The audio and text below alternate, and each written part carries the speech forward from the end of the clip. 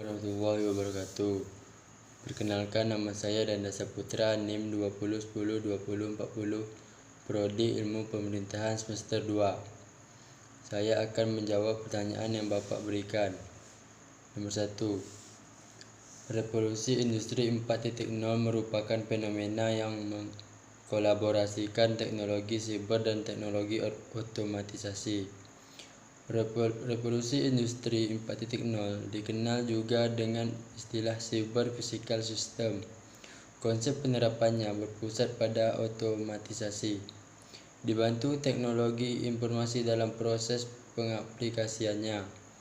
Keterlibatan tenaga manusia dalam prosesnya dapat berkurang, dengan demikian efektivitas dan efisiensi pada suatu lingkungan kerja dengan sendirinya bertambah.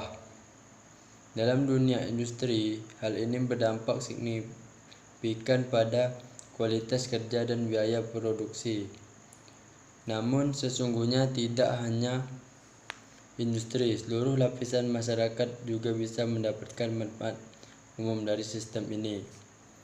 Jawaban nomor 2. Revolusi Industri 1.0 berlangsung pada 1750 sampai 1850, ditandai dengan tenaga manusia digantikan oleh kehadiran mesin. Revolusi Industri 1.0 berlangsung pada 1750 sampai 1850. Revolusi industri ini melahirkan sejarah ketika tenaga manusia dan hewan digantikan oleh kehadiran mesin. Salah satunya yaitu penemuan mesin uap pada abad ke-18.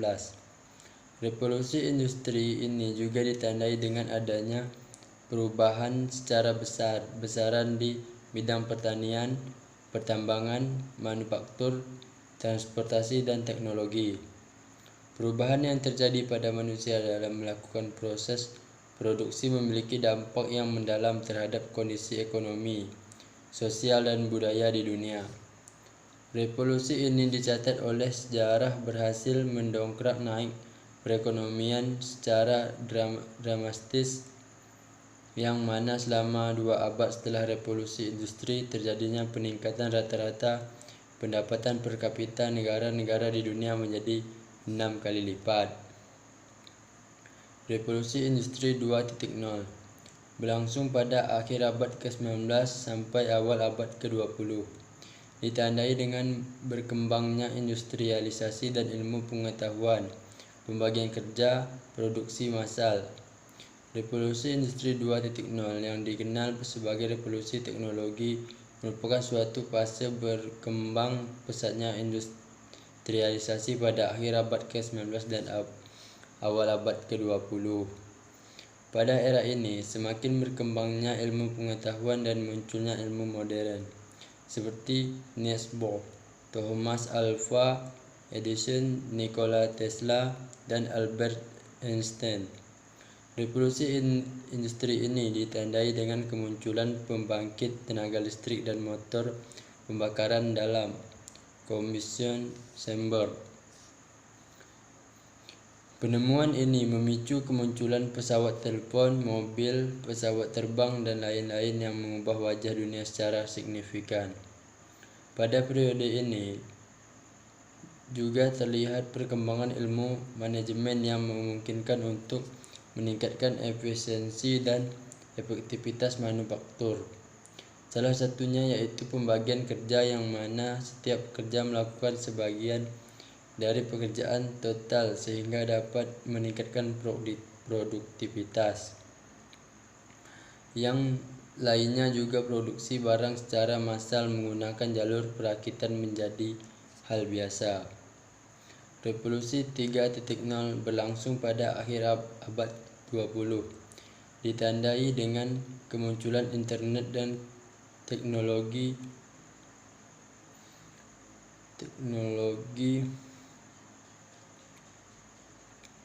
digital dan internet pada akhir abad ke-20 menandai dimulainya revolusi industri 3.0 atau dikenal sebagai revolusi digital.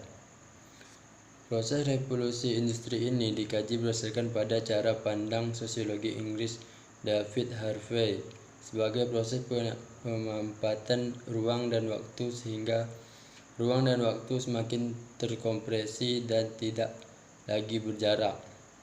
Revolusi Industri 2.0 dengan kehadiran mobil membuat waktu dan jarak makin dekat. Revolusi Industri 3.0 menyatukan keduanya, sebab itu era digital mengusung sisi kekinian atau real time. Selain mengusung aspek tersebut, Revolusi Industri 3.0 mengubah pola relasi dan komunikasi masyarakat kontemporer. Praktik bisnis pun tidak mau harus berubah agar tidak tertelan zaman.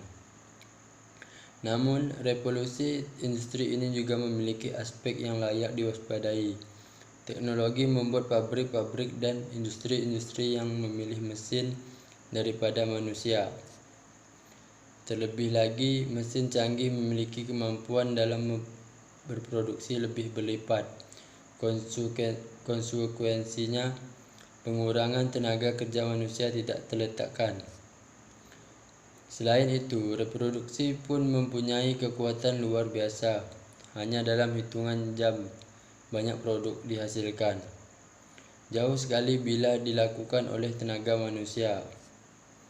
Revolusi 4.0 berlangsung pada awal abad ke-21 ditandai dengan Internet of Things, Big Data, Artificial Intelligence, Human-Machine Interface, Robotic and Sensor Technology.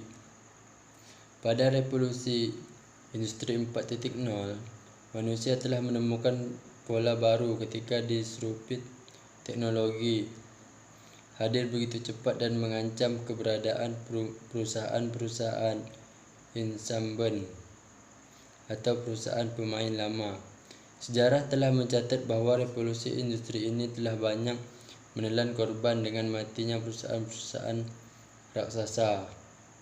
Lebih dari itu, pada era industri generasi 4.0 ini, ukuran besar perusahaan tidak menjadi jaminan, namun kelincahan perusahaan menjadi kunci keberhasilan meraih kemenangan dengan cepat.